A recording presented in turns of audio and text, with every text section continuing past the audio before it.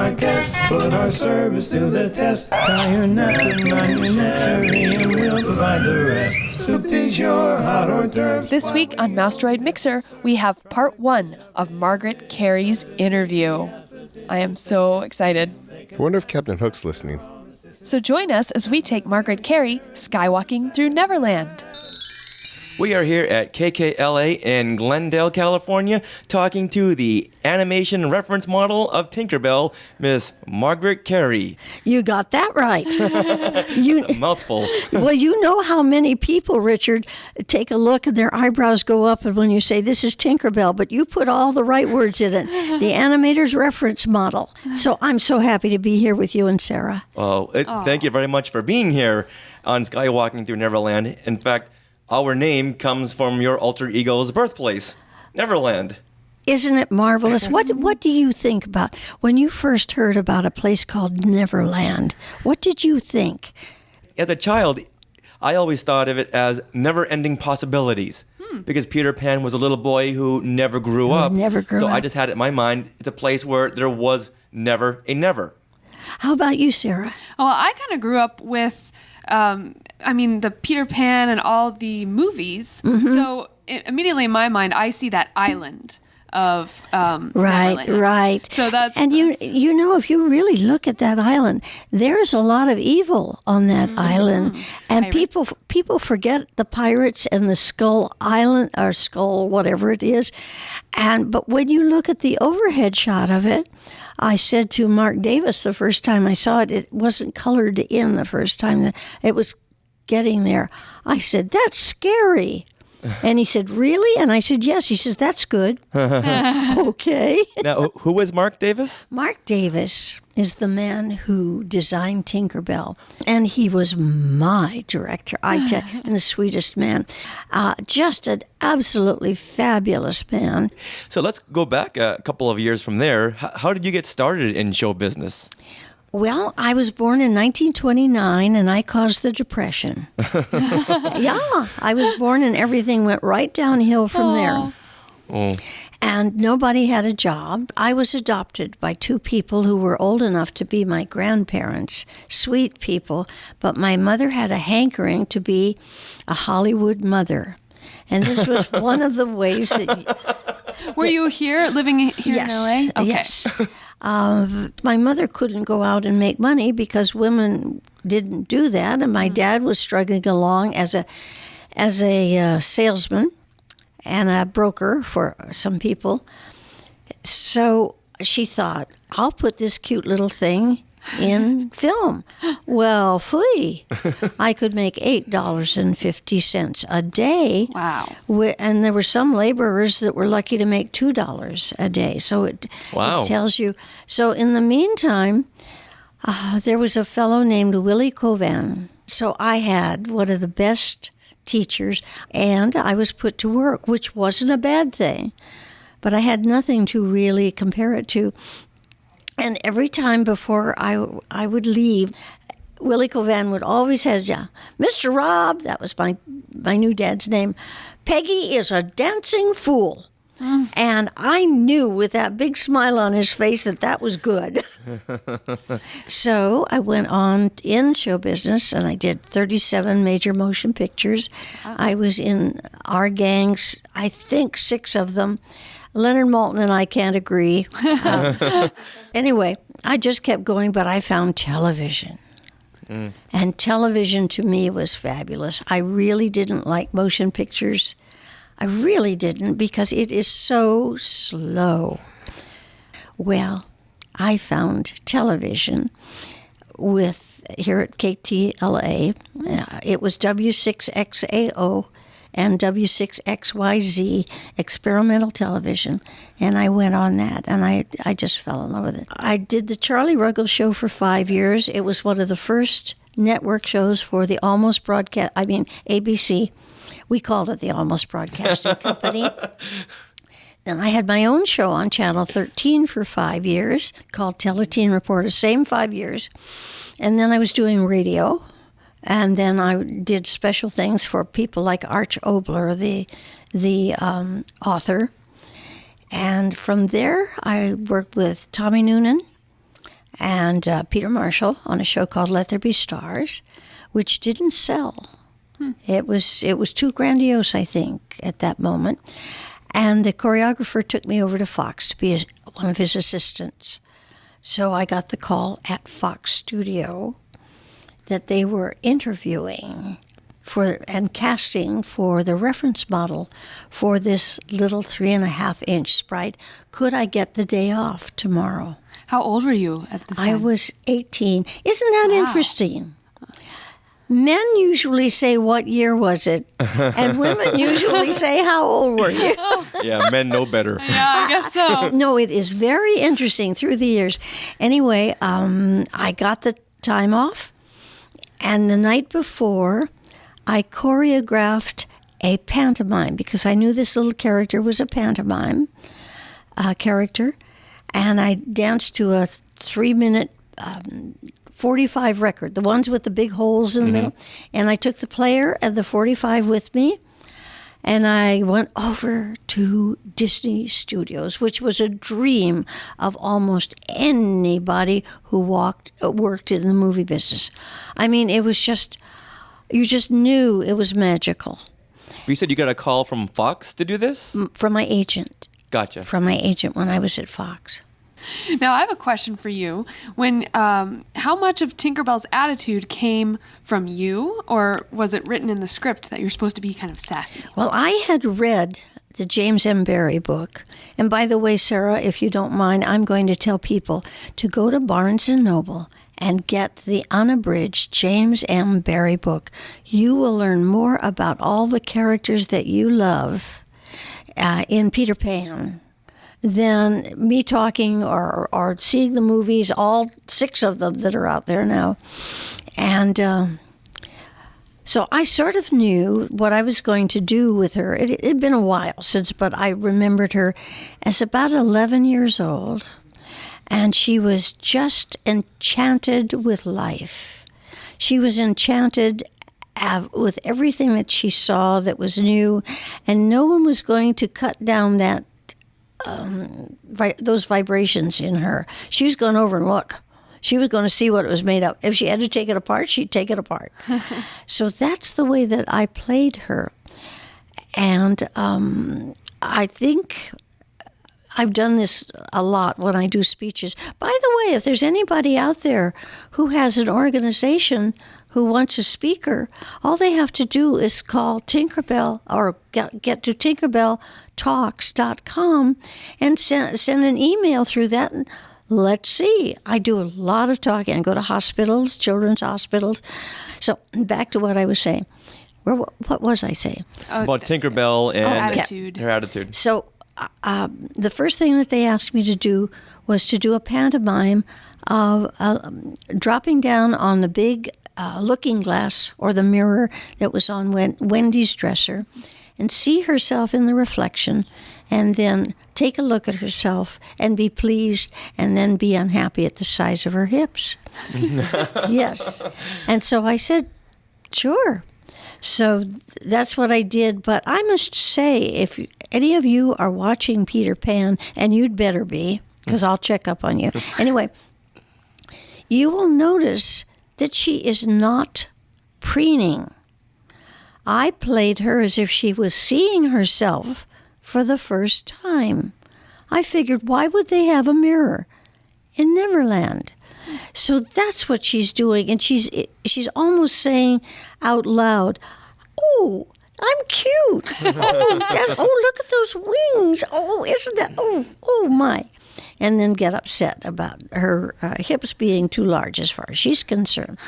She really is a girl. So when we actually got on the soundstage, and I had my hair done up by the hairdresser before I came, didn't have to wear any makeup, and came over to this set.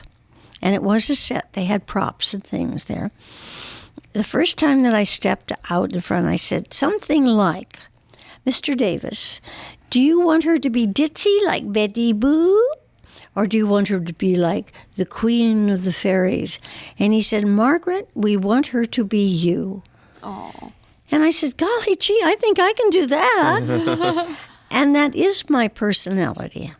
they had the 2 dimensions, the line drawing, the width and the height, and I gave the 3rd dimension. And that's the way I try to explain it. Were you shown a script to Peter Pan, or did they just direct you through scenes? They showed me the storyboard. Okay. A storyboard with larger than thumbnail sketches and the dialogue underneath so that I could react. Were you familiar with the character of Tinkerbell before you had the role?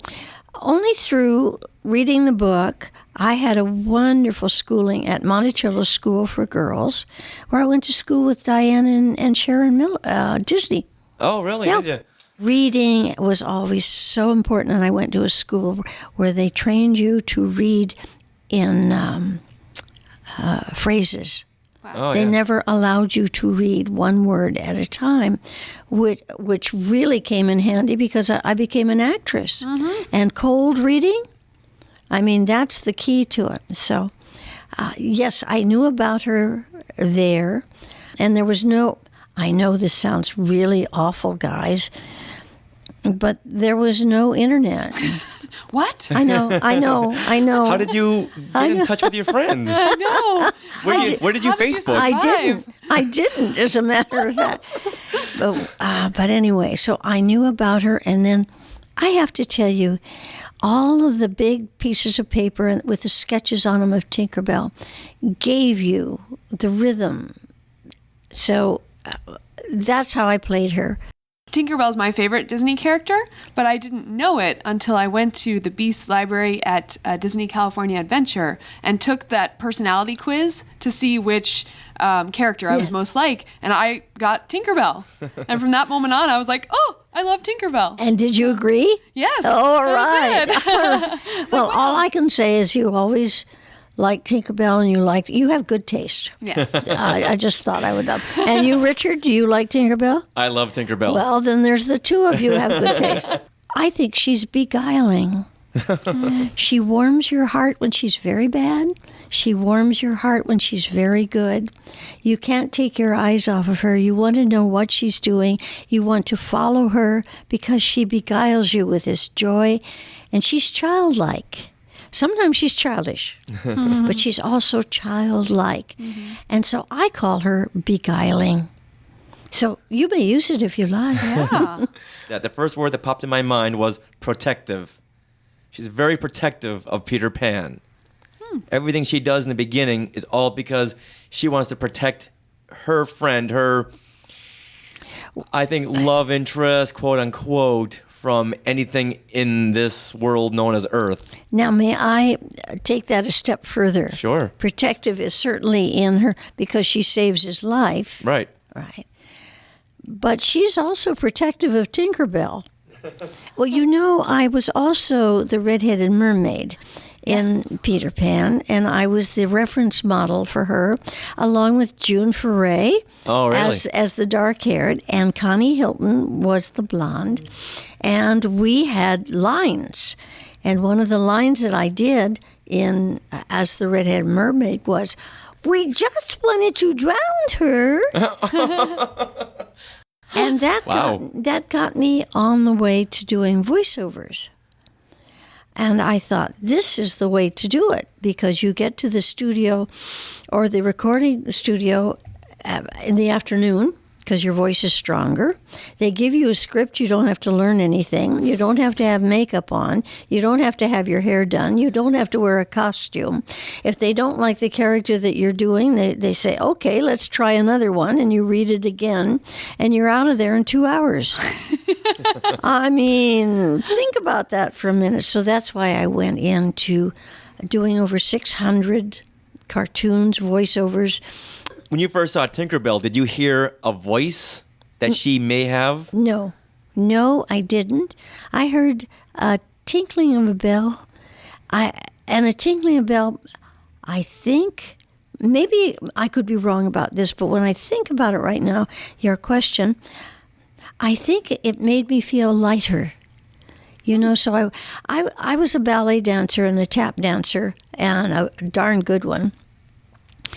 And my walk, if you look at when you watch Peter Pan the next time, and you watch Tinkerbell's walk, it is the walk of a ballerina. And so when I was doing her, I was up half toe or very flat foot and then lift up as ballet dancers do. So I think it was all the lifting. Now, I can't be sure that was it, but no, I never heard a voice. Interesting. Good question. Oh, thank you very much. You had told a really interesting story that I've always wondered about. What? Why Tinkerbell is on all the Disney park merchandise. Oh. Well, here's the story.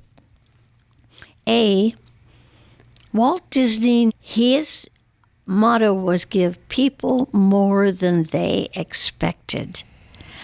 And so when he started looking into this, what he called a theme park, and everybody else thought, are you out of your mind? He was putting his own money up for this. The WED, it was called Walter E. Disney Production. And he looked around, and then he had really intelligent, wonderful people who were working with him. He says, you've got to get bigger than this. You've got to do this. And this is what you can do for people. And then he was going to Anaheim, for heaven's sakes. And, well, over at the studio, they didn't really know what was going on, and they were scared. So they asked Roy if he would talk to Walt and say, please don't use any of our major characters. Huh? They were worried that if the park, whatever it was, went bankrupt, it would take the luster away from the main characters. Well, can you imagine? Here's Walt Disney, and he's got his theme park started, his Mickey's Village, and no Mickey, no Minnie, no anything. So a couple of days later, he said, you tell the ones who are worrying that I'm bringing back Tinkerbell and Jiminy Cricket. So in the meantime, and concomitantly, isn't that a great word? I learned that last week.